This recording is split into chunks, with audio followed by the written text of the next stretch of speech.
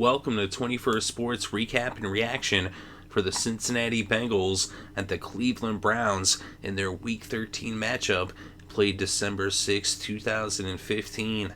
We're going to go over the scores and the stats and give our breakdown and analysis. So starting off the first quarter, Andy Dalton scored on a 3-yard touchdown run. Mike Nugent added the extra point, and it was 7-0 Cincinnati over Cleveland with about 4 minutes left to play in the first. So then the Browns would turn the ball over on downs, and there was a sack by Johnson. And so now the Bengals would take over, and it took them just 3 plays to score, and Andy Dalton hit A.J. Green for a 23-yard touchdown. Mike Nugent added the extra point, and it was 14-0 Bengals over the Browns. And then another turnover on downs by the Browns, and that would result in a 44-yard field goal by Mike Nugent with about 6.5 left before halftime, with the score now 17-0 Cincinnati over Cleveland.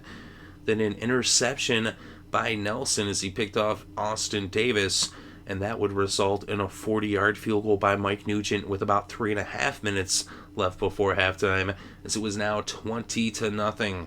So the Bengals start off with 20 straight points to go up by 3 scores, and the Browns would actually end up with a 47-yard field goal on the final play of the first half by Travis Coons, as they finally put some points on the board with the score 20-3, Bengals over the Browns at halftime.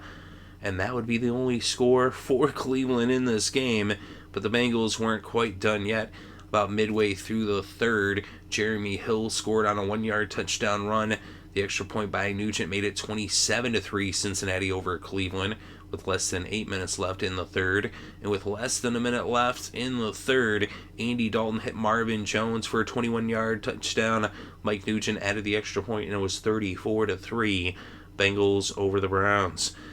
And so then in the fourth, Mike Nugent would hit a 20-yard field goal with about 6 minutes left before the end of this game, and it was 37-3. That would be the final score as the Cincinnati Bengals run away with the Battle of Ohio as they sweep the season series against the Browns. They're now 10-2 on the season, 5-1 on the road, and the Bengals are now the number 1 seed in the AFC. So the Bengals first place, they're up by 3 games. Of course, the Bengals taking the number 1 spot. The Broncos are number 2, the Patriots with a loss. They're the 3 seed. And the Browns continue just to play abysmal football. 2-10 on the season, 1-5 at home. They had a couple turnovers in this game. They also turned the ball over on downs a few times, and it was questionable as to why they were going for it on 4th down. I guess they just were like, hey, whatever. We're going to lose this game anyway. Might as well lose it in style. Let's just make bad coaching calls. They never stood a chance against the Bengals. The Bengals outclassed them in more ways than one, as they are the reversal. They're like the Bizarro Cleveland or Bizarro Ohio team. The Bengals 10-2, the Browns 2-10. Better to be from Southwest Ohio than from Northeast Ohio. But anyway, in this game, Andy Dalton, 14 of 19, 220 yards, 2 touchdowns, and he actually was such a rout he ended up leaving the game, and A.J. McCarron came in to play a little bit of ball. Jeremy Hill had 22 carries for 98 yards and a touchdown. Dalton also had a rushing touchdown off of 4 carries for 11 yards. So 3 total touchdowns for Dalton in the game. Giovanni Bernard had 5 carries for 26 yards. He also had 1 reception for 9 yards, giving him 35 total yards in the game. A.J. Green, 5 receptions for 128 yards and a touchdown. Marvin Jones, 5 catches for 55 yards and a touchdown. And for the Browns, Austin Davis, 25 for 38, 230 passing yards, 0 touchdowns, 1 interception. And Isaiah Crowell had 11 carries for 62 yards. Brian Hartline, 8 receptions for 83 yards. Gary Barnidge, 5 receptions for 59 yards. And for the kickers in this game, Mike Nugent, perfect, 3 for 3 on the field goals, 4 for 4 on the extra points. And Travis Coons 1 for 2 on the field goals, did not attempt an extra point, as the Browns did not get into the end zone.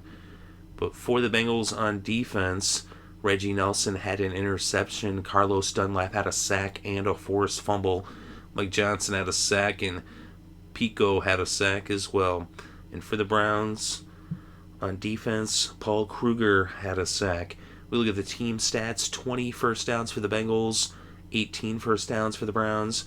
On third down, the Browns 6 of 13, 46%, and the Bengals 5 of 12, 41%. On fourth down, the Bengals were 2 for 3, 66%, and the Browns 0 for 2 on fourth down. Total net yards, 377 for Cincinnati, 273 for Cleveland, and on the ground, the Bengals netted 144, just 68 yards netted for Cleveland. So more than twice as many rushing yards. And through the air, 233 netted for Cincinnati, 205 netted for Cleveland. Just one sack allowed for the Bengals as Dalton was dropped for a 6-yard loss. Austin Davis was sacked 3 times, losing 25 yards. And the penalties in this game, 7 against the Browns for 84 yards, 5 against the Bengals for 55 yards. And the Browns had 1 fumble in this game, which they lost. No fumbles for Cincinnati. And the Bengals 2 for 5 in the red zone, 40%. The Browns did not make a trip to the red zone. They were 0 for 0. In the time of possession, 30 minutes, 58 seconds for the Bengals, 29 minutes and 2 seconds for the Browns. So the Bengals, their defense was very dominant in this game, and their offense as well. Not big numbers necessarily, but Dalton in a limited role. Not a lot of passes. They were more relying on the run game, relying on Jeremy Hill. It's that time of year, and this is what they have Jeremy Hill for. He was kind of struggling early on in the year, but here in the cold weather, in the final, months of the season, now it's December, 4 games left, that he's going to carry the bulk of the load. So he had 22 carries in this game, just 2 yards shy of 100, and he had that rush-in touchdown. And that's the kind of production they need out of Jeremy Hill down the stretch. And that's the kind of games that I would expect to see out of him from here on out. And of course, Andy Dalton getting it done. High completion percentage. Not a lot of throws. Not a lot of yards per se, but good production. And he protected the ball. Did what he had to. A.J. Green coming up big. Of course, Tyler Eifert did not play in this game. So they need him to get healthy. But they still, they have targets. They have plenty of targets, really, in that receiving core. Some guys, you haven't really heard their names called a lot so far, but they've got weapons to, aplenty there. And as it comes down the stretch and as they get in the playoffs, I think Marvin Lewis has a few tricks up his sleeve. Of course, this is against the Cleveland Browns, so they didn't really have to bring too much, but they did, and they actually just dominated 37-3, as it really wasn't even a contest. But let me know what you think in the comments section below. Definitely interested to read your thoughts and opinions. Thank you very much for listening. It's greatly appreciated. I hope you're having a good day and had a great weekend and enjoyed all the sports.